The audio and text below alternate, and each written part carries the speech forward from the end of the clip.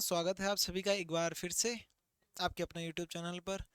जैसा कि आप सभी इंतज़ार कर रहे थे रीजनिंग की क्लासें काफ़ी टाइम से कि स्टार्ट होने वाली है। तो फाइनली कल से हम रीजनिंग की रेगुलर क्लासेस स्टार्ट करेंगे। ये क्लासेस आपके एसएससी जेई के लिए सबसे इंपॉर्टेंट रहने वाली है, क्योंकि यहाँ पर हम आपको पीवाईक्यूज़ कराएंगे और एमसीक्यूज़ कराएंगे, साथ ही साथ आपकी कॉन्सेप्ट बेस्ड क्लासें भी चलेगी। हम कॉन्सेप्ट को धीरे धीरे कवर करते हुए चलेंगे, लेकिन हम पीवाईक्यूज़ पे ज़्यादा फोकस करेंगे, एमसीक्यूज़ पर ज़्यादा फोकस करेंगे। क्योंकि सीधी सी बात है, एग्जाम में कॉन्सेप्ट आप सभी ने इतनी तैयारी के साथ पढ़ ही लिए होंगे। हम उन शॉर्ट ट्रिक्स पे बात करेंगे कि किसी क्वेश्चंस को अपन जितना जल्दी हो सके कैसे अटेंड कर सकते हैं।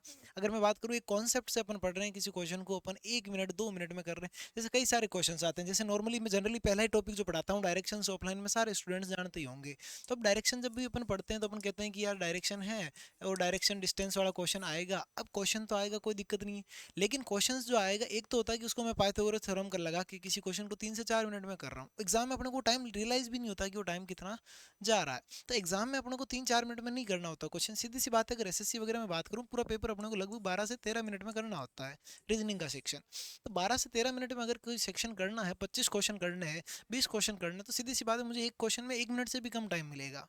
और क्या अप्रोचेस हो सकती है, स्मार्ट अप्रोचेस हो सकती है, जिससे क्वेश्चन को मैं क्या, कुछ ऐसे भी क्वेश्चन होते हैं एग्जामिनर देखो स्मार्ट होता है कई बार, अपन उस चीज़ को समझते ही नहीं है। 4 ऑप्शन आते हैं A B C D। Reasoning में जो सबसे बड़ी गलती होती है, या तो ऐसा करता है एग्जामिनर कि अपन जिस तरीके से सोचते हैं उस तरीके से एग्जाम में ऑप्शन नंबर ए आता है अपना आंसर, और वो ए ऑप्शन में अपने को दिख जाता है, अपन BCD तक जाते ही नहीं है, और उस चक्कर में कई सारे स्टूडेंट गलतियां कर देते हैं। दूसरी चीज और क्या करता है एग्जामिनर, कई बार एग्जामिनर ऐसा करता है कि क्वेश्चन बहुत लेंथी लगता है, 4 ऑप्शन आए A B C D।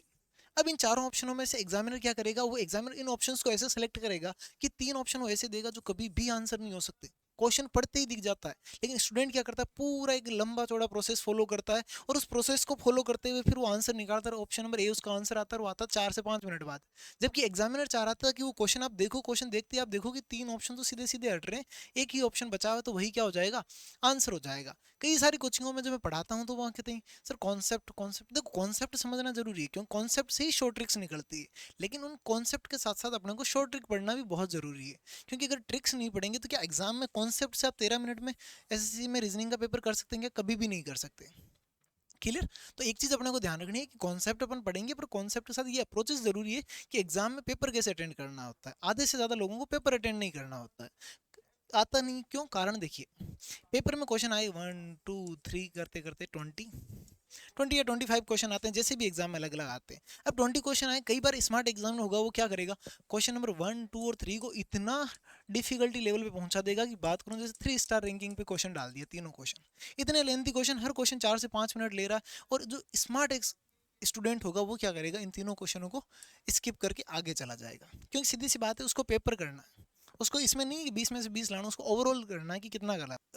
एक अच्छा स्टूडेंट वो नहीं होता जो स्पेशलिस्ट हो, वो होता है जो जर्नलिस्ट हो, जिसको सारे सब्जेक्ट आते हो।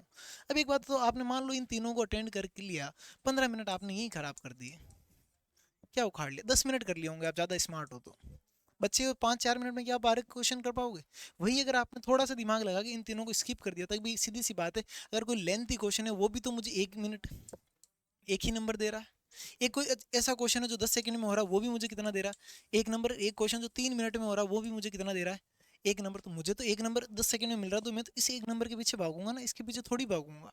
तो ये सारी गलतियां कैसे करनी है, इनसे ऐसे कैसे नहीं करनी, करनी तो क्या ही है। तो इन गलतियों से कैसे बचना, इनके बारे में अपन बात करेंगे। तो ये छोटी छोटी चीज़ें जिनको मैं एक लंबे सारे एक्सपीरियंस के साथ लेके आया हूँ, और वो सारी चीज़ें अपन सीखने को मिलेगी।